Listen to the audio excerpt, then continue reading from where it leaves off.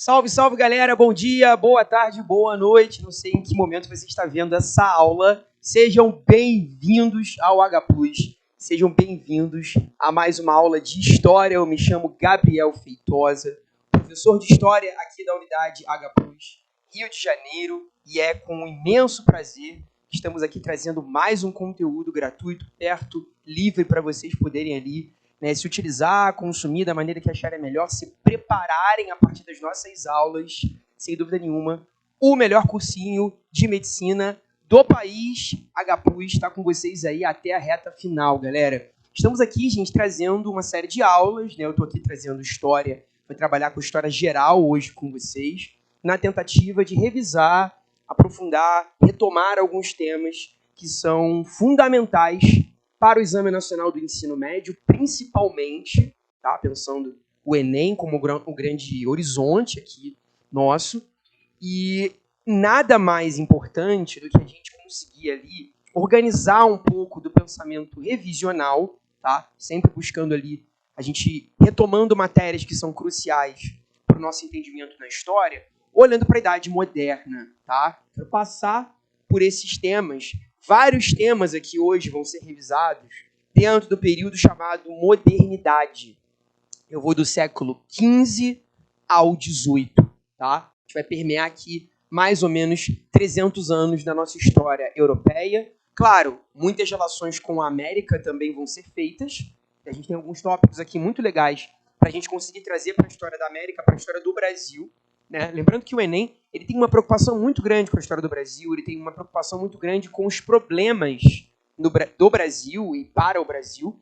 Então é sempre legal você buscar esse link, porque ele é muito valioso na leitura das questões de sociologia, filosofia, geografia, história, toda a parte de humanidades do Enem. Ele tem um diálogo muito forte com o Brasil, tá? Então a gente também vai buscar isso aqui hoje, beleza? Espero conseguir ajudá-los e vamos junto. Pega aí o seu caderno, o seu fichário, suas anotações. Tem muita coisa que a gente vai conseguir trazer, como aprendizado aqui hoje, tá?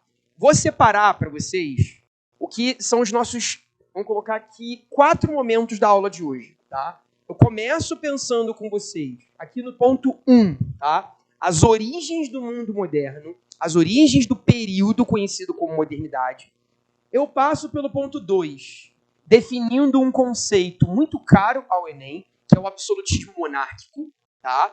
O modelo político da Idade Moderna, tá? Basicamente aqui, como os estados europeus vão governar, tá? Como eles vão se organizar politicamente. A gente vai passar também pelo ponto 3, tentando entender quem são esses estados modernos europeus. Tudo bem? A gente vai colocar ali, vamos dizer, os personagens na série. Vamos analisar quem são esses personagens, os países, os estados modernos europeus. Estou analisando aqui 4 fundamentais com vocês. Portugal, França, Inglaterra e Espanha. A gente vai passar para o ponto 4, final da nossa aula, onde nós vamos analisar a sociedade daquela época, quem são as classes sociais, os agrupamentos sociais daquele período e de que maneira eles vão desempenhar seus papéis. Clero, nobreza e o campesinato, agora com uma nova classe que surge também, que é a burguesia. Está aqui na base. Tá? Fechando ali um pouco com a análise cultural do período moderno, com o maravilhoso renascimento cultural. Então, caramba, ufa, muita coisa para a gente ver hoje. Vamos começar pelo ponto 1, tá? As origens da modernidade, certo? Vamos olhar para o século XIV. O século XIV, gente, ele é um século muito problemático, porque ele é marcado por vários avanços, mas também por crises. Tá? É um momento onde nós estamos numa faixa de transição. Estamos numa transição entre a Idade Feudal, o período da Idade Média, e justamente o período moderno. O século XIV marca para nós uma transição de períodos. E é nesse momento que nós estamos vivendo a famosa crise do feudalismo. Tá? Fazer esse adendo aqui, ao lado do século XIV, você vai anotar aí a ideia de crise feudal. Temos nesse contexto o regime, o modelo feudal, numa grande decadência. O que é feudalismo, Gabriel? Lembra para mim, porque às vezes o aluno esquece. Feudalismo foi um modo de produção da Idade Média. né? O conjunto de características políticas, econômicas e sociais do mundo medieval. E vamos pensar o seguinte, se o regime feudal está em crise, a principal característica do feudalismo está aqui em crise. Tá? O regime de servidão, ligado à Idade Média, passa por um momento de muita crise, a mão de obra passa por um momento de crise, são servos, o campesinato. E a gente tem também, galera, uma mudança no regime econômico, porque a Idade Média é muito baseada na terra, a Idade Média é muito baseada no feudo, no latifúndio, não é isso? A unidade produtiva que permeia a Idade Média é o latifúndio, é o regime de terras. E agora a gente começa a ter outras formas de riqueza. É por isso que você está chamando esse primeiro tópico aqui, ó, de renascimento comercial. Está aqui no nosso primeiro tópico. A Europa vive um renascimento do comércio, um retorno da monetarização, regime de moedas que vai aparecendo na Europa agora, são moedas que estão se desenvolvendo justamente, ó, nos estados nacionais que nós vamos aqui analisar. Caso de Portugal, França, Inglaterra e Espanha. Tá? Então, por favor, tenha atenção. O que estamos vivenciando no século XIV é o início de um modelo que você pode chamar de capitalismo. Mas não é qualquer capitalismo não, tá, gente? A gente vai analisar esse retorno das moedas, ele mostra pra gente um novo tipo de regime econômico. Você vai chamar de capitalismo, mas não é qualquer capitalismo, tá? É o capitalismo chamado de mercantil. Está escrito aqui. Se tiver dificuldade para ler, eu vou traduzindo para vocês enquanto eu escrevo, tá? Capitalismo mercantil é o regime econômico que está ascendendo nesse contexto, né? O mercantilismo, certo?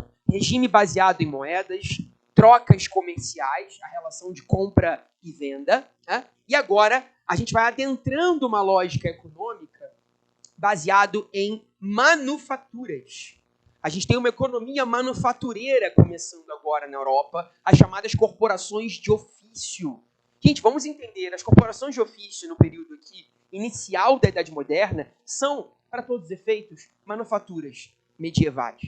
Ou melhor, né, manufaturas modernas, porque eu estou começando agora o nascedouro, ali, o início desse regime chamado moderno, desse período chamado moderno. As corporações de ofício funcionarão como as nossas primeiras fábricas do mundo moderno. Aí o aluno deve estar pensando, pô, Gabriel, mas peraí, fábrica? É a Revolução Industrial agora, já, no século XIV? Eu achava que a Revolução Industrial era no século XVIII. Galera, você está correto. Isso aqui não é a Revolução Industrial. Eu não estou falando da invenção de máquinas automatizadas e que vão substituir o trabalho humano pouco a pouco. Não é disso que eu estou falando. Eu estou me referindo a um trabalho organizado, minimamente organizado, numa lógica de fábrica. Por quê? Porque eu vou começar a ter agora uma mínima divisão de tarefas dentro dessas corporações de ofício. Eu tenho o aprendiz, o cara que está entrando na corporação agora.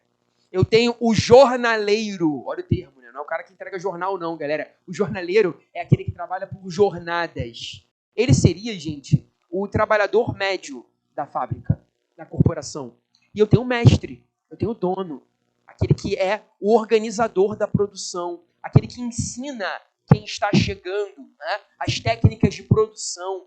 A gente vai ter inúmeras corporações se espalhando pela Europa. Você pode chamá-las também de guildas, tá bom? Então, o início de uma economia fabril, mas não estou falando ainda de máquinas. O trabalho é manual.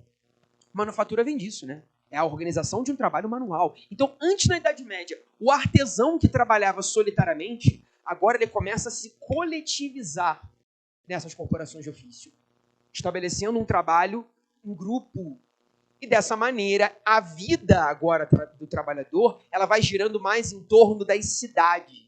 Eu começo a ter, nesse momento, o renascimento urbano também. Além de renascimento comercial, eu tenho, ao mesmo tempo, o renascimento das cidades. Então, as corporações de ofício começam a desenvolver esse trabalho manufatureiro, né? São manufaturas, são pequenas fábricas, produzem esses gêneros e vão atuando dentro das cidades. Vou atuando dentro do que você chama de burgos. O burgo, gente, para todos os efeitos, é como a gente vai se referir às cidades medievais.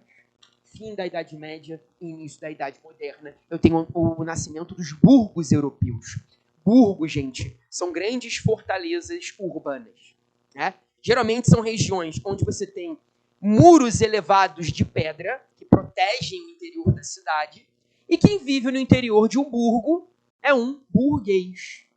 Homens livres que vão atuar nos negócios, que vão desenvolver o seu próprio empreendimento, né, na condição de comerciantes, na condição ali de empreendedores mesmo. Galera, olha como eu já estou pensando no modelo capitalista.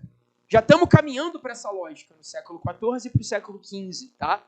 Então a corporação de ofício fabrica o produto, desenvolve o produto, vai atuar comercializando esse produto dentro dos burgos, tá? Só que além disso, eu também tenho um negócio aqui, eu coloquei no quadro para vocês, são chamadas Hansas. Tá vendo aqui? H-A-N-S-A-S, Hansas. As Hansas são outra modalidade. As guildas, que são chamadas corporações de ofício, elas atuam dentro dos burgos, dentro da cidade. Ela vai controlar o comércio naquele território. As Hansas já vão atuar muito no norte europeu. Aqui, ó. Vou pegar, por exemplo, a região do norte da Alemanha, atualmente. Tá? Você tem cidades como Lübeck, Holstein, que são muito importantes na formação dessas Hansas. Eu tenho regiões da atual Holanda, os Países Baixos, o território de Flandres. É uma região muito importante, com inúmeras Hansas. O que são essas Hansas, gente? As Hansas são centros de comércio que atuam em várias cidades ao mesmo tempo. Tudo bem? A gente pode pensar na Hansa como uma grande empresa que relaciona comércio em diferentes cidades. Uma única Hansa pode atuar em várias cidades ao mesmo tempo. A gente tem o caso da Liga Hanseática, que é um grande conjunto de Hansas do norte europeu comercializando em diferentes regiões. Então, olha que interessante. Eu já tenho corporações de ofício que atuam dentro de uma única cidade. Eu já tenho Hansas que atuam em várias ao mesmo tempo, comercializando diferentes produtos manufaturados. Beleza? Então, gente, olha o capitalismo dando seus primeiros passos. A vida agora é mais forte nos centros urbanos. Eu tenho essa burguesia que está se formando, esses moradores das cidades que estão se desenvolvendo pelo seu próprio negócio. O mundo está, né, vendo uma grande mudança. Isso é o que você chama de transição entre a Idade Média e a Idade Moderna. Tudo bem? É a origem da nossa aula de hoje, é a origem do período da modernidade. Eu estou entrando agora no século XV, tá? 14 para o 15. É também importante perceber que esse é um século marcado por crise. Eu falei isso no início da aula agora. O século XIV, ele tem vários avanços e eu te mostrei esses avanços aqui agora. Beleza? Só que ele também é marcado por decadências. Nós temos vários contextos de crise no XIV que marcam a crise do século XIV. Vamos olhar para o ano de 1347. A pesadíssima peste negra começa a se organizar nesse momento, de 47 para 48, começando pela Itália e depois se espalhando por quase toda a Europa. A chamada peste bubônica ou peste negra. Uma grande pandemia europeia que atinge o continente. Isso vai vitimar 1/3 da população europeia, pelo menos. Alguns livros falam em 2/3 do continente europeu que acabam caindo para a doença. A peste negra, gente, ela se dá por 2 fatores. Tudo bem? Isso é também um ponto importante para a gente trazer para o Enem, porque em virtude de um atual contexto de pandemia, vivemos o Covid, superamos com toda certeza o desastre da Covid, enfim, essa grande crise que vivemos recentemente. Esse é um tema que dialoga muito com a peste negra e que pode acabar aparecendo nos vestibulares, né, numa tentativa ali de conectar o presente com o passado. A peste negra ela se deu justamente por 2 fatores. O primeiro deles, eu tenho muitas cidades crescendo, o grande crescimento urbano, o grande crescimento dos burgos, gera um crescimento desordenado. Essas cidades acabam se constituindo em grandes aglomerados sem o mínimo tratamento de esgoto, né? Então são ambientes insalubres, beleza?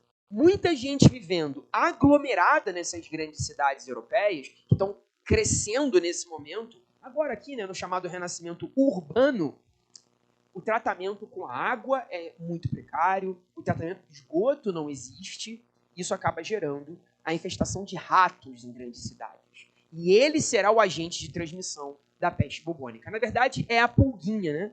É o carrapato ali né, de algumas espécies de roedores que pica o animal, depois pica o ser humano e faz a transmissão.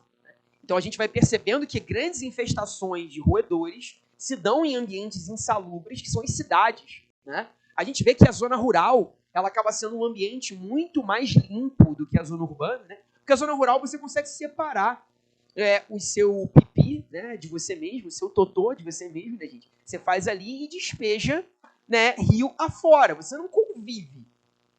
Pô, a cidade é um ambiente complicado, né? Você faz ali no pininho, muitas vezes guarda dentro de casa, joga pela janela. Imagina que ambiente sujo.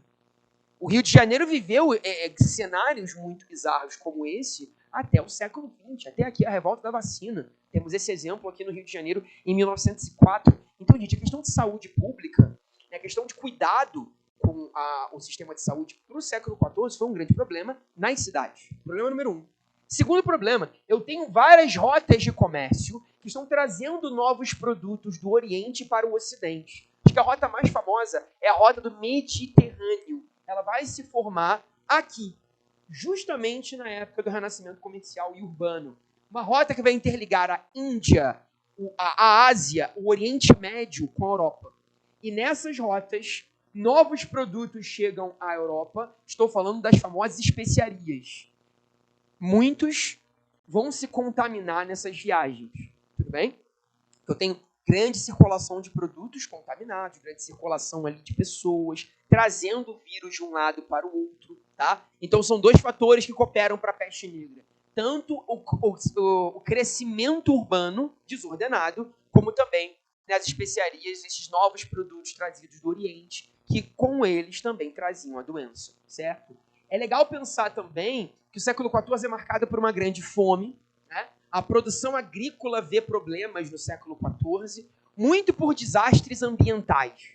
Tá? Você tem uma série de desequilíbrios ecológicos, enchentes, a proliferação de pragas, uma série de problemas como o crescimento de pântanos, que acabam diminuindo a zona agrícola, diminuindo a zona de plantio. Isso gera dificuldade na produção de comida, logo, camponeses são atingidos. Tá? Grande surto de fome no 14, o que acaba gerando revoltas. Camponeses vão às ruas, trabalhadores das cidades se rebelam, justamente por esse contexto de crise. Eu tenho um grande exemplo aqui de conflito à época, que é a famosa peste, né, tanto a peste negra como a Guerra dos 100 Anos.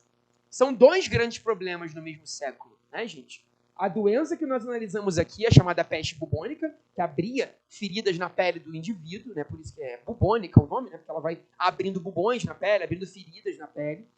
E também a Guerra dos 100 Anos. São dois problemas do mesmo século. A Guerra dos 100 Anos iniciada em 37 e a peste negra que vimos agora iniciada em 47. Gente, é muito caos por um século só, tá? A Guerra dos 100 Anos é um conflito entre Inglaterra e França, que se dá justamente entre esses dois reinos disputando o trono francês, tá? É uma guerra que se dá na disputa pelo trono da França. A França acaba tendo uma crise de sucessão do seu trono em 1337. A Inglaterra reivindica a posse desse trono e aí, ó, vai dar treta, vai dar fight. Teremos um conflito de mais de 100 anos. Olha o tempo de duração da guerra. 37 a 53. 1453 acaba a guerra. Fazendo uma conta rápida aqui, 116 anos de conflito. A vitória vai cair pro lado francês. A duras penas, tá? A duras penas a França consegue vencer essa guerra. E a gente vai lembrar da atuação da lendária Joana d'Arc, a camponesa que vai virar santa no futuro, atuando nas batalhas importantes. A gente tem o cerco de Orleans como grande batalha, onde a jovem Joana participa. Muito polêmica a história de Joana, eu não vou aqui aprofundá-la, né, mas é uma figura importante na Guerra dos 100 Anos, pois a partir desta guerra, a vitória de uma liderança popular, né, faz ali a França se unificar e se consolidar nas suas fronteiras dentro ali, né, de um certo romantismo sobre a sua identidade. Né? A identidade francesa está se construindo depois dessa guerra. É isso que eu quero que você entenda. A Guerra dos 100 Anos vencida pela França constrói no país o início de um romantismo acerca da sua identidade, acerca do que é ser francês, acerca do seu país. A gente vai ter a ascensão de um novo regime político. gente vai chamar de regime absolutista. Né? Um regime de centralização administrativa. Entende o seguinte, Idade Média, está acabando aqui, ela é marcada pelo regime feudal. No regime feudal temos rei? Temos rei no regime feudal? Responde aí de casa. Tem rei no feudalismo? Lá na Idade Média havia rei? Tinha, pô. Tem rei pra caramba. A gente lembra do Carlos Magno, tá? Grandes monarcas governaram na Idade Média. Porém, esses eram monarcas fracos, politicamente fracos. Quem mandava, no fim das contas, eram os senhores feudais. Quem mandava, no fim das contas, era a elite local. Né? Então, havia rei na Idade Média? Sim. Porém, eles não tinham autoridade plena sobre seus territórios.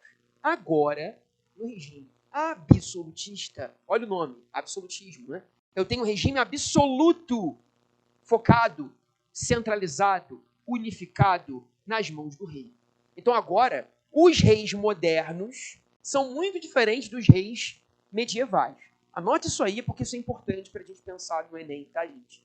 Na modernidade, as monarquias são centralizadas. Na Idade Média, as monarquias são descentralizadas.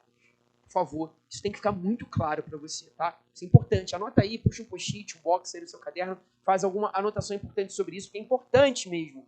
Na Idade Média, o poder político é descentralizado, porque o rei não tem plena autoridade sobre os feudos. Agora, entrando no mundo moderno, a França vai trazer, a partir da sua vitória na Guerra dos 100 Anos, um regime absolutista, centralizando as decisões num único rei.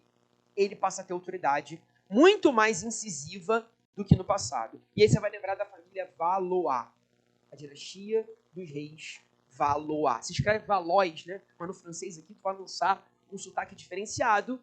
Família Valois, iniciada aqui. A partir da figura, a gente tem Carlos IX, a gente tem depois os Henriques, Francisco I, uma série de monarcas importantes nesse momento, pós-Guerra dos 100 Anos. Olha o que eu coloquei no quadro. Há uma lógica de centralização do poder. E aí, ó, como é que a gente define esse absolutismo? O rei, agora, ele busca centralização. Vamos entender isso na prática?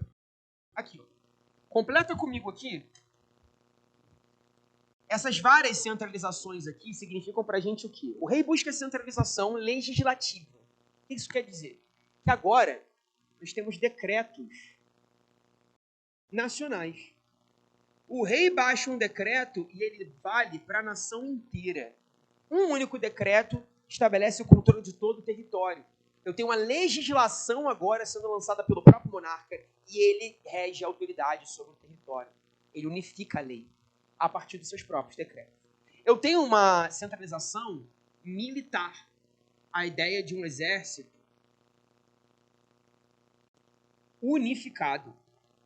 Um único exército para todo o império, para todo o reino. Antes não era assim. Cada feudo tinha o seu próprio exército. Agora a gente estabelece um exército para toda a nação. Eu posso pensar numa unificação, uma centralização monetária. Eu tenho a ideia de uma moeda nacional. Uma única moeda para toda a nação. Ô, Gabriel, não era assim antes? Não. Na Idade Média, a circulação de moedas era muito baixa. E quando tínhamos moedas, elas não eram unificadas no país inteiro, no reino inteiro, tá? O termo melhor é que seria reino, né? País para a Idade Média não é um termo muito legal. A gente pode falar de reinos medievais. Eles não tinham moedas nacionais. Agora a gente passa a ter. Eu vou olhar para uma centralização religiosa. Interessante, né? A ideia de que o rei, ele centraliza a religião. Há um termo interessante aqui que você pode puxar, a ideia de monarquia confessional. Isso apareceu uma vez nos vestibulares de São Paulo, apareceu uma vez na Unicamp, e o pessoal ficou um pouco confuso. O que seria a monarquia confessional, gente? É um modelo monárquico onde todos devem se confessar na religião do rei. Entende? O rei se confessa católico, todos são católicos. O rei se confessa protestante, todos serão protestantes. A ideia é, a minha confissão segue a confissão do rei. A religião é determinada pelo rei. A gente centraliza a fé, beleza? Essa é a ideia de monarquia confessional. O rei também ele estabelece uma centralização fiscal. O que significa isso? A ideia de uma unificação dos impostos. Agora a gente passa a ter impostos nacionais, que vão ter validade para todo o território nacional. E já vou te dar um spoiler, tá? Já vou te dar uma fofoca aqui. Esses impostos incidirão sobre a classe de baixo. São os de baixo que pagam tributos. Camponeses e burguesia. Essa é a classe fiscal. É a classe que paga, o fisco que paga tributos. Tá? Os de cima não pagarão. Beleza? Uma centralização aqui, ó, linguística. Significa agora que nós temos a ideia dos idiomas nacionais. Estipularemos o idioma para a nação. Um idioma que terá validade para todo o território. Olha que doideira. Claro que isso nunca vai se dar, gente, de uma maneira natural. Isso tem uma grande relação com a área de linguagens no Enem. Né? Como é que os falantes da língua portuguesa falaram português? Isso foi natural? Portugal instituiu a língua e aí sim todos falam português quase que imediatamente. Gente, a língua é sempre uma imposição. A língua é sempre um elemento imposto culturalmente por um determinado grupo que está no poder. Idioma é poder. Tá? E se eu determino que o meu idioma é o correto e o seu não é, eu tenho conflitos aqui estabelecidos. Para estabelecer um idioma nacional, o rei ele precisa do apoio da nobreza, é a nobreza que tem as armas. O rei precisa do apoio da igreja, porque é a igreja que detém o poder intelectual, é a igreja que detém o poder pedagógico, o poder de ensino. Então, para a gente ter esse projeto aqui, todo rei absolutista, ele precisa de acordos com o clero, ele precisa de acordos com a nobreza. Tenho que me aproximar desses dois. Tenho que me aproximar da igreja, tenho que me aproximar da nobreza. É claro que isso tem que acontecer, isso é óbvio. O projeto linguístico do rei, vamos dizer assim, né, de impor o seu idioma, o idioma real é o idioma correto, ele precisa do apoio da nobreza, que impõe, ele precisa do apoio do clero, que ensina. Importantíssimo isso aqui. Tá bom, meus amores? Então, pensar nisso, a gente vai chegar nos pesos e medidas. Centralização de peso e medida. O que vai acontecer aqui? O rei, ele determina até mesmo os sistemas métricos.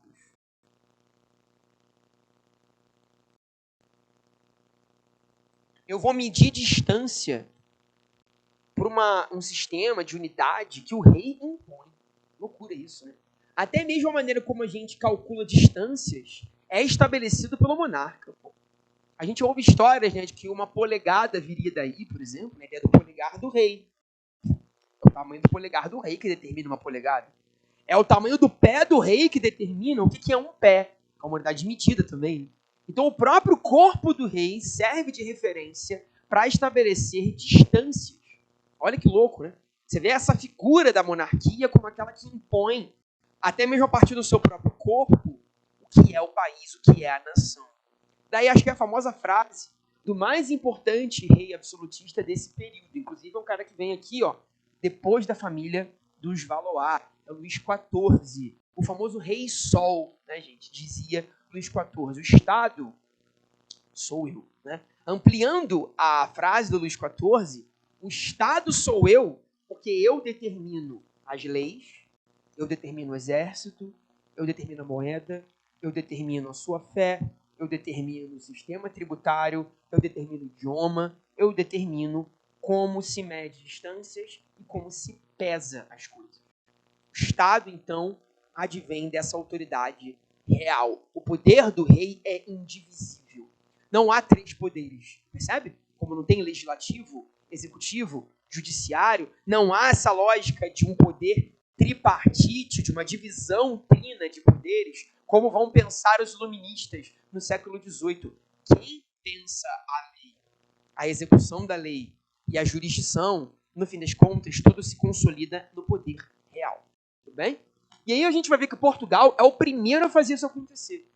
Vamos puxar o ponto 3 aqui? Portugal é o primeirão. Portugal é o primeiro Estado moderno a se consolidar. Tá, gente? Atenção a isso. É o pioneiro. Nota aí, ó. É o primeirão. pioneiro. É o primeiro a estabelecer a lógica do Estado Nacional moderno. Se você é sagaz, você sabe que ele é o pioneiro na formação do seu Estado Nacional e ele é o pioneiro na expansão marítima. Ele vai nos dois.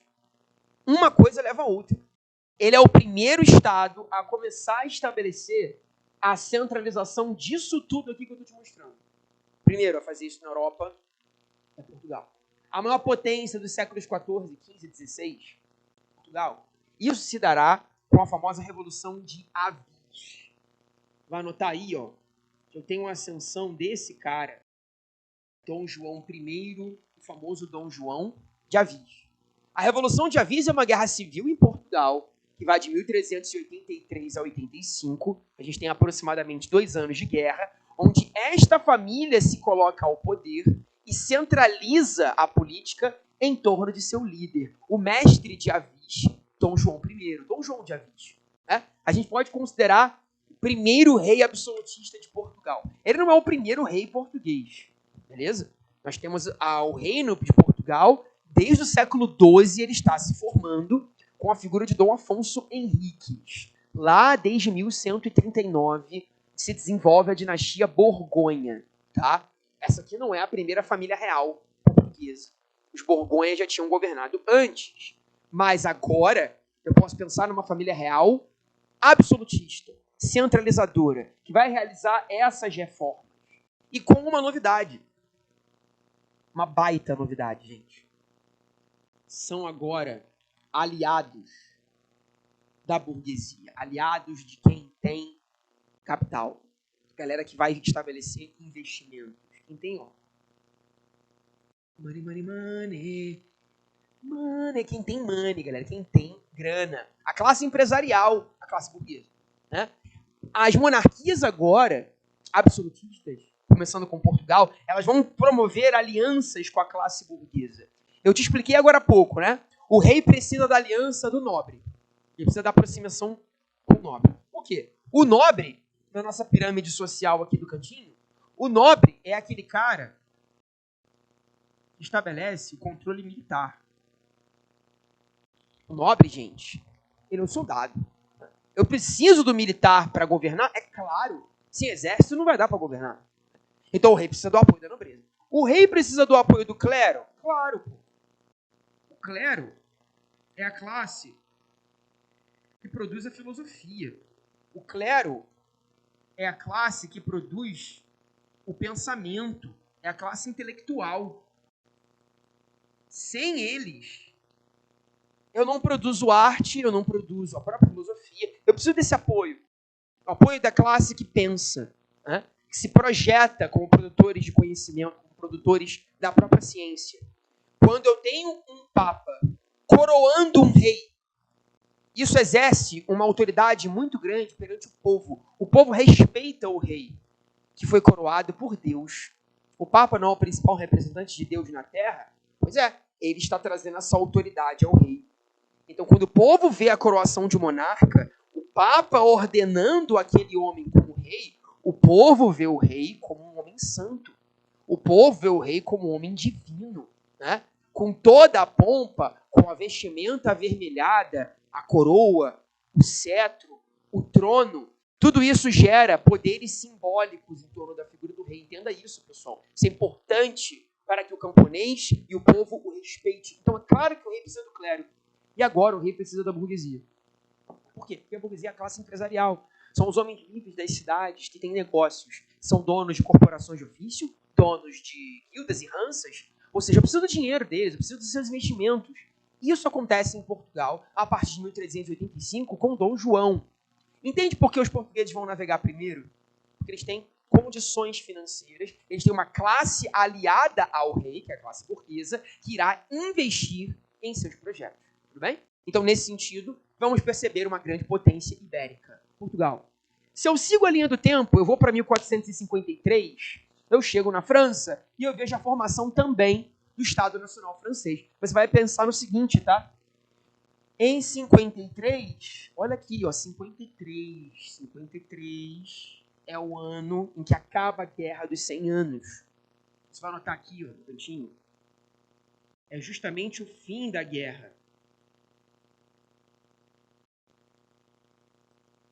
Como a França venceu a Guerra dos 100 Anos, isso ajuda na consolidação do seu Estado Nacional. Isso ajuda na consolidação do seu reino. Ela venceu a guerra.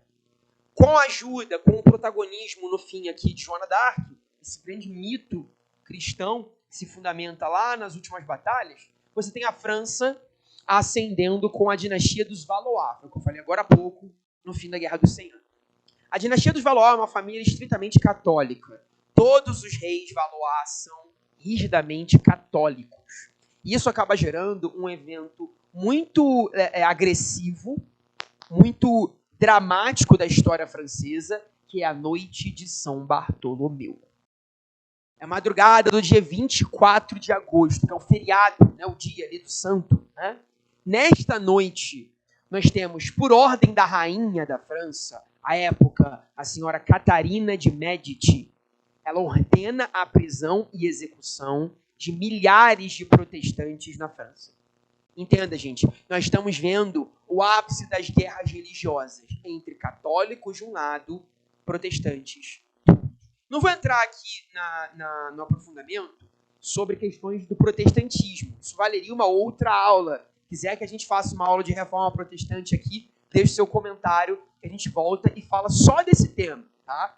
Não vou entrar nele aqui, que daria um outro encontro. Mas está acontecendo uma reforma protestante na Europa no século XVI. Luteranos na Alemanha, calvinistas se desenvolvendo na Suíça, na França, na Inglaterra, nos Países Baixos. Temos os anglicanos também. São várias reformas na mesma época. E a família Valois não quer protestantes em seu país. Então, na noite de São Bartolomeu, nós temos um grande massacre de protestantes na França, promovido pela família real, pela rainha Catarina de Médici. Isso traz uma consequência aqui, uma consequência violentíssima. A família real centraliza mais ainda os seus poderes. Eu tenho um reforço da fé católica. Nesse caso, né, um reforço da fé católica contra os chamados calvinistas, que são os protestantes, seguidores e eleitores de Calvino, tudo bem? De novo, quiser uma aula de reforma protestante, quiser aprofundar esse tema, pede nos comentários, que, né, dependendo de se vocês pedirem bastante, a gente atende e faz no outro encontro, tá? Fica a dica aí. Então, na prática, a lógica é entender que eu tenho um reforço de uma fé católica que se estabelece de maneira violentíssima na França, promovido por uma família real, a família Valois. Então, olha como o absolutismo francês, gente, ele já se fundamenta pela violência. Ele se fundamenta pela perseguição. A família Valois vive esse momento. No século XVI, eu já estou entrando aqui, na década de 1570, tá? A noite de São Bartolomeu, ela se dá nos anos de 1570. E ali, nesse momento, eu tenho vários conflitos religiosos, tá? Eu tenho uma série de guerras de religião entre católicos e protestantes na França. Você vai perceber o seguinte, a família que vai conseguir equilibrar essa equação, que vai conseguir pacificar o país, não são os Valois, são os Bourbon, beleza? É o ápice do absolutismo francês com a família Bourbon, a dinastia dos Bourbon, que vem depois dos Valois, hein? No século XVII, sobretudo com o rei Luís XIV, o famoso rei Sol, o famoso rei da frase que eu disse agora, né? O Estado sou eu. Então, entenda, isso é o início do absolutismo na França. É a origem, tá? Mas o ápice do regime absolutista se dará com os Bourbon, com Luís XIV. Olhando para a Inglaterra, gente, vamos lembrar aqui, ó, a Inglaterra não perdeu a Guerra dos 100 Anos. A Inglaterra se ferrou aqui, né? Perdeu a guerra. Por ter perdido o conflito, a Inglaterra mergulha numa grande crise. Essa crise inglesa gera outra guerra. Olha o drama, olha a novela mexicana aqui, aquela musiquinha, flautinha do Naruto ao fundo, né? Um momento tristeza, que a Inglaterra saiu de uma guerra e entrou em outra. Sai do conflito, 116 anos de guerra, tá? Perdeu. Entra numa guerra civil, entra numa guerra própria. É a chamada Guerra das Duas Rosas. Você já deve ter ouvido falar no conflito entre a rosa vermelha e a rosa branca. São duas famílias que entraram em conflito entre si. Os York versus Lancaster. É a guerra das duas famílias. Duas rosas. Né?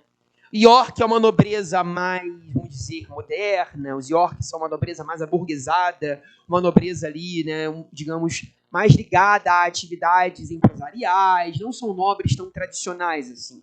Os Lancaster representam uma nobreza tradicional.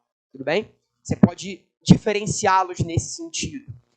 Há uma vitória curiosa. A Guerra das Duas Rosas, ela é solucionada unindo as duas famílias. Olha que curioso. A rosa vermelha e a rosa branca promoverão matrimônio. Olha aí. A gente tem o surgimento de uma terceira família a partir da junção deles dois. Eu tenho uma ascensão da dinastia dos Tudor. Quem são os Tudor? São aqueles que emergem ao poder aqui, após a Guerra das Duas Rosas, com a figura de Henrique VII. É a união da rosa branca e a rosa vermelha. Se tu der um Google aí, abrir uma outra aba, você vai ver e digitar, né? Dinastia Tudor. Busca no Google, depois vai em imagens. O brasão da família Tudor é justamente uma rosa branca com uma rosa vermelha. É a junção das duas rosas.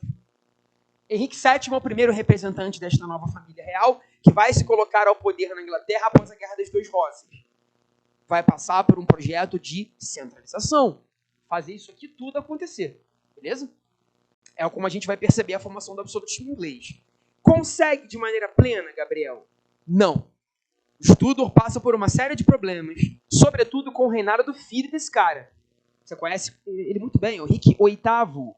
É o cara da reforma anglicana. Se quiser que a gente aprofunde essa história, deixe nos comentários. A gente não vai poder falar tanto de maneira dedicada aos anglicanos, à família Tudor. Mas entenda, é a grande família absolutista inglesa no século XVII. Grande, tá? 16 e 17, final do 16 início do 17, tá? A Espanha, gente, vai formar o seu estado a partir de conflitos contra os mouros. A Guerra de Reconquista, ela se dá muito na tomada desse território aqui, Granada, onde estavam reclusos árabes, muçulmanos, os mouros. Nós temos uma série de conflitos entre católicos e muçulmanos na Espanha. As chamadas guerras de reconquista são longas. Elas vão perdurando ao longo do século IX, X, XI, XII, vai até o final do século XV, em 1492. Um bom tempo de reconquista espanhola, onde católicos vão ali se colocando contra a presença muçulmana. Os muçulmanos estão pisando na Península Ibérica desde o século VIII. Basicamente ali, desde a sua expansão com os califados, sobretudo ali o califado omíada, né, que vai se desenvolvendo no norte da África, pisa na Península Ibérica e permanece ali até esse momento. O católico consegue expulsão do último reduto muçulmano no reino de Granada, na Espanha, expulsa os mouros do território e impõe a religião católica. Temos, portanto, a formação de monarquias católicas conservadoras na Espanha. A famosa dinastia dos reis católicos. Tá? A gente vai pensando nessa lógica, né, de Castela e Aragão, Dom Fernando de Aragão e Dona Isabel de Castela, são dois reinos católicos da Espanha que unem forças e vão formar justamente o território de Madrid, a capital. Tá? Essa é a formação espanhola de 1492. E olha para a data, 92, também é a data que Colombo pisa na América. É na mesma data, o que é interessante. A Reconquista está se concretizando lá na Europa, com a expulsão dos mouros em Granada, e Colombo está pisando em São Salvador em 1492, na mesma data. Os espanhóis formam o seu estado na Europa e iniciam o seu projeto colonialista na América, em 1492. Tem livro que vai dizer, isso aqui é o início da Idade Moderna. Isso é um dos marcos originais da Idade Moderna. A chegada do homem europeu à América e a formação do grande império hispânico. E aí já te dou a visão, tá, gente? Espanha e Portugal serão os grandes impérios do período. Tudo bem? Impérios coloniais, impérios ultramarinos, territórios em África, América e Ásia. França e Inglaterra ficam um pouco para trás aqui, tá? Eles têm uma série de problemas internos, sobretudo problemas religiosos, problemas com protestantes. Então eles demoram a consolidar o seu modelo absolutista. Eles demoram a concretizar esse modelo centralizador, tudo bem? Não à toa, a França só vai conseguir realmente o ápice do seu absolutismo com os Bourbon, com a família Bourbon, que vem depois desse contexto. E a Inglaterra, com os Tudor, tem uma série de problemáticas que só conseguem ser resolvidas com Elizabeth, que é a última representante da família Tudor, a famosa Rainha Virgem. Então, importante lembrar disso. As grandes potências são Portugal e Espanha. A França e a Inglaterra aqui estão um pouco atrás nessa corrida, né? E quando a gente analisa esses três grupos, clero, nobreza e campesinato com a burguesia, a gente está analisando a sociedade de antigo regime. Lembrando, tá? Antigo regime é como você pode chamar o regime absolutista, tá bom? O cara vai ver muito isso em questões. O regime antigo, antigo regime, o termo vem dos iluministas. Eles vão caracterizar o absolutismo de maneira antiga, de maneira atrasada. Então, o antigo regime é sinônimo de absolutismo. E a gente organiza em três grupos. O clero, que produz o pensamento, produz a filosofia, produz a ciência.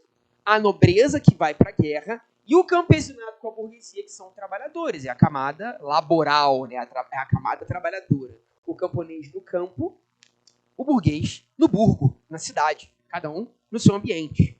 Lembrando que esse cara aqui embaixo é ele que sustenta economicamente os grupos de cima, pagando impostos, tá, gente? Os tributos vêm de baixo, vêm da camada inferior, tá? Eu tenho isenção fiscal nos grupos de cima. Eles não pagam impostos. Vou puxar aqui uma chave para tu não se perder. Eles não pagam impostos, eles têm isenção fiscal. Esses caras, além de não pagarem impostos, ó que moleza, que vida, hein? Meu sonho. Esses caras têm os principais cargos, eles atuam na política. Ministros, são diplomatas, juízes, deputados, auxiliares reais. Eles vão atuar com esses cargos. E, por fim, eles não pagam imposto, eles têm os principais cargos e eles têm terras.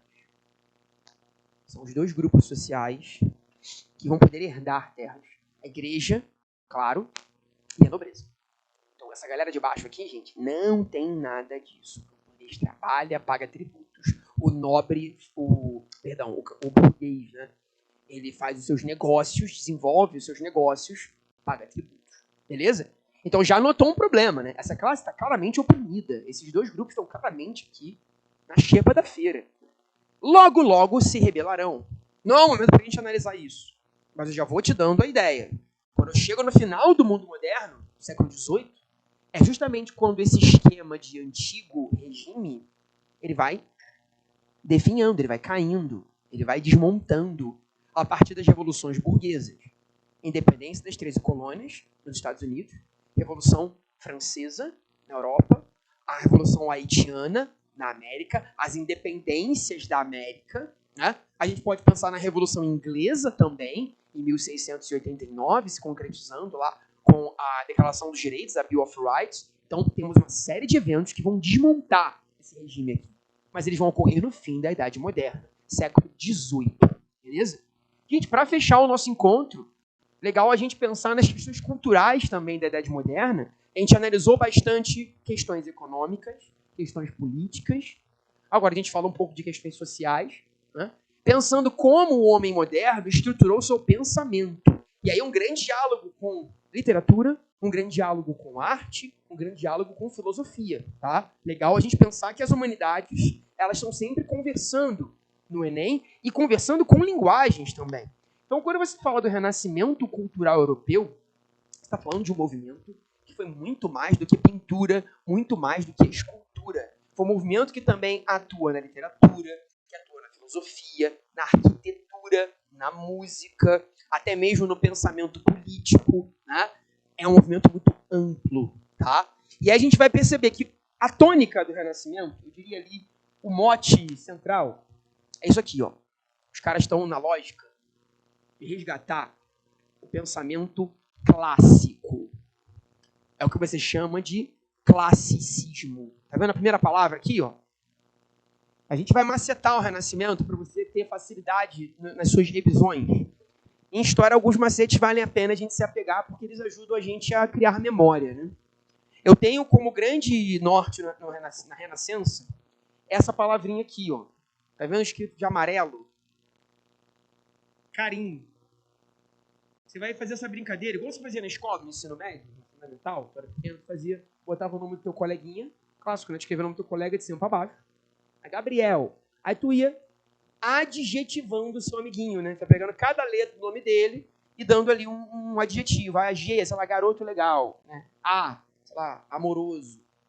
B, sei lá, produção ajuda. B, o adjetivo B é beleza inenarrável. Você pode ir zoando o teu amiguinho também, né? Burro, tu zoa, né? R, sei lá, respeitoso. Não sei, tô pensando em adjetivos que vêm à minha mente. Mas você, sagaz, tu zoa o teu amigo. Claro, tu não vai botar coisa boa na brincadeira. Tu vai usar ali para dar uma zoada no colega. Quando você lança a palavra carinho no quadro, no seu caderno, aí, nas suas anotações, você tem a primeira letra de cada característica do Renascimento. Então, no C, classicismo. É o quê? O resgate da cultura clássica, né? O resgate do pensamento greco-romano. Quando eu vou para o A, antropocentrismo, na letra A, indica essa ideia do homem no centro do universo. O homem como centro do pensamento. O homem como sujeito do mundo em que vive. Nós vamos lembrar da obra, a famosíssima obra aqui, que vai resgatar essa lógica antropocêntrica, que é o homem vitruviano. São exemplos que a gente pode trabalhar de obras que fazem esse diálogo com o antropocentrismo. O Homem Vitruviano é uma obra clássica do Da Vinci, um desenho, né, um sketch, ali, um rabisco, vamos dizer, um rascunho do Da Vinci, onde ele vai analisar o corpo humano a partir de proporções matemáticas, né, analisando o corpo do homem no centro. Né, e é um grande exemplo de questões de prova, que vão trabalhar o Homem Vitruviano do Da Vinci como exemplo de antropocentrismo. Tá? No caso do classicismo, esse resgate do pensamento clássico, você pode pensar aqui no nascimento de Vênus. O nascimento de Vênus é um grande resgate à cultura clássica, porque o cara está fazendo referência à deusa do amor. Afrodite, né? Vênus no romano, que seria a deusa do amor. E é uma homenagem à deusa do amor, do Botticelli, né? Grande referência à cultura clássica, buscando referências à mitologia romana. Né? No racionalismo, a busca por um pensamento racional. Né? A gente vai lembrar aqui de obras muito importantes ligadas a figuras como Copérnico e Galileu, ou a física aí. Ou a galera aí da física aterrorizando a história. Pois é. O Enem não faz tanta relação entre história e física, mas o São Paulo faz bastante. Vestibulares da Unicamp e FUVEST adoram essa relação. O pensamento copernicano, né, galilaico, se é que isso existe, vou lançar um pensamento. Galileusístico fica muito feio, né? Fica feio. Mas o pensamento desses caras está intimamente ligado à física moderna. São os pais da física moderna. A gente vai lembrar, por exemplo, os dois aqui, tá? Como pais do heliocentrismo. Lembra disso? O sistema proposto por Copérnico e Galileu, que trabalhava o Sol no centro do nosso sistema de planetas, sistema solar.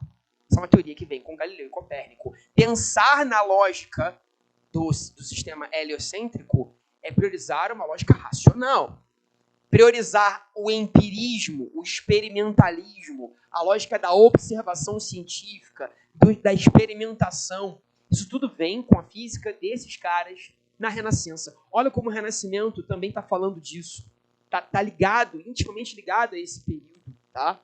Eu vou pensar no individualismo, uma obra bem interessante, que é A Última Ceia. De novo, aqui a gente tem o Da Vinci. Né? A Última Ceia do Da Vinci mostra justamente a cena da Última Ceia de Cristo, ele no meio da mesa com os seus apóstolos. Cada apóstolo tem uma expressão facial diferente, roupa diferente, tem ali uma composição física própria. Você identifica cada apóstolo na cena, ou seja, cada personagem naquele quadro é um indivíduo diferente. Um indivíduo com características próprias. Um sujeito com características individuais. É disso que a gente está falando aqui. Né? A gente vai ter uma arte que não homogeneiza o ser humano, que não o trata sempre pelas mesmas características. Cada ser humano carrega uma individualidade própria, e isso é explorado na obra do Renascimento, na composição estética a qual ele se refere. Mas claro, né? O ideal de beleza que esses caras buscam, ele é greco-romano. Tudo bem? A gente vê isso na Vênus do Botticelli. Há um ideal de beleza ali que é muito padrão, né, gente? Um ideal de beleza que é buscado no grego, no romano. Isso é uma bonita questão de prova. Pensar como a estética aqui, como a área de estudo da filosofia, tá? Mas eu estou pensando na estética artística, na estética da pintura e da escultura, é baseado no ideal de belo que os renascentistas buscam no grego. O ideal de beleza que eles querem é aquilo, tudo bem? Então, o indivíduo construído aqui no Renascimento, ele tem uma estética de beleza, daquilo que é bonito, que é, vamos dizer, simétrico, baseado numa simetria greco-romana, tudo bem? E essas palavras são muito boas quando a gente pensa em Renascimento. Simetria, classicismo, a busca por uma organização, né, de uma estética simétrica, isso está tudo muito bem presente no Renascimento. A Última Ceia, pô, você vai ver o quadro aí, tu vai pesquisar esse quadro no Google agora, abre uma outra aba e vai aí. Olha a Última Ceia do Da Vinci. É simétrica a composição do quadro. Jesus bem no meio da pintura. 6 apóstolos de um lado, 6 apóstolos do outro. É tudo muito matematicamente organizado. E cada um ali, um indivíduo diferente. Tudo bem? No N de naturalismo, a gente vai buscar essa natureza humana sendo valorizada. Tanto a fauna como a flora. Tá? Essa natureza humana aparece ali sem muito pudor. Você vai lembrar da famosíssima escultura da Pietà, do Michelangelo. O corpo, conforme ele veio ao mundo, ele é representado ali. Músculos, a composição óssea, o rosto. Há um apego pela natureza humana, nos detalhes da natureza humana. A arte renascentista é detalhista nesse sentido. E ela não censura essa natureza. Ela escancara, ela mostra. Né? A nudez aparece com muita clareza nas obras do Renascimento. Né? A gente vai lembrar do nascimento também de Adão. É uma outra obra aqui, inclusive as duas do Michelangelo, né? Tanto a Pietà como o nascimento de Adão. Na verdade, aqui é a criação de Adão, né? O nome correto. Ambas do Michelangelo priorizam essa natureza humana. Não tem pudor em mostrar a natureza como ela vê o mundo. Né? No humanismo, essa característica vocês confundem direto. É muito comum vocês confundirem humanismo com classicismo. Aliás, perdão, humanismo com antropocentrismo, tá? Vocês confundem direto o papo aqui. Não tenho essa confusão. No humanismo, eu valorizo as ciências humanas. Tudo bem? Eu valorizo as ciências humanas, o pensamento humano, que foi criado lá na Grécia e na Roma Antiga. Você vê que o Renascimento está sempre buscando referência nos gregos e nos romanos. E eu vou pensar, por exemplo, no pensamento aqui de Maquiavel. Eu vou pensar no Príncipe de Maquiavel como uma obra humanista. Eu vou pensar nas 95 teses do Lutero como uma obra que dialoga com um certo humanismo, que dialoga com as ciências humanas desenvolvidas pelos gregos. A retórica, a lógica, a história, né? A cartografia.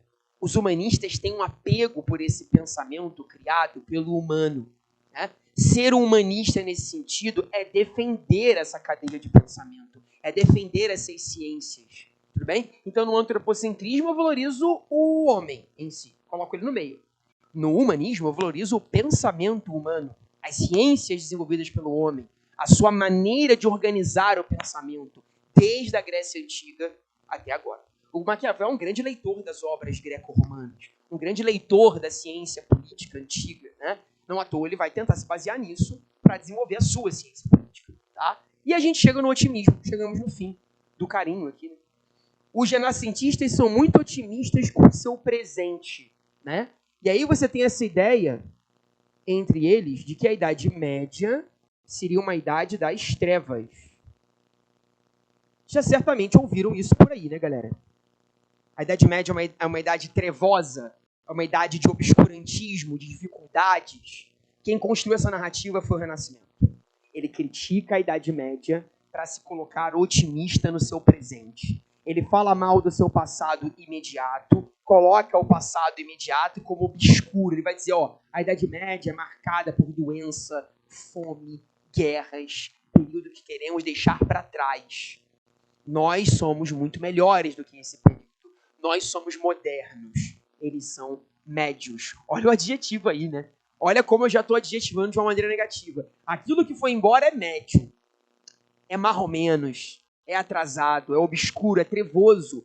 Nós aqui somos modernos. Nós nos colocamos com a ciência, com a razão, com a natureza, com o homem, com o pensamento científico.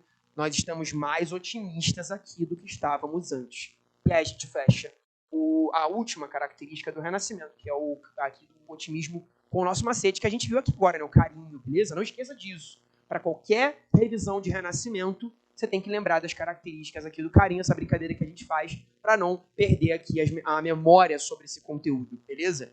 Temos mais outras coisas para trabalhar em Idade Moderna, tá, gente? Mas aí você vai ter que ir nos comentários e pedir, beleza? A gente volta aqui, se vocês curtirem, deixarem o like de vocês aí, deixarem os comentários com seus elogios, né? Deixem as suas observações, gostaram, não gostaram, querem mais aulas, não querem, querem aulas de que assunto? Deixa aí pra gente coletar as informações, entrar em contato com vocês e continuar nesse projeto tão bonito. A H Plus Med está sempre com vocês. Eu tô aqui do Rio de Janeiro, mas o H Plus é Brasil, beleza, gente? Um grande beijo. Eu volto numa outra oportunidade, continuando os estudos. Estamos sempre juntos. Valeu!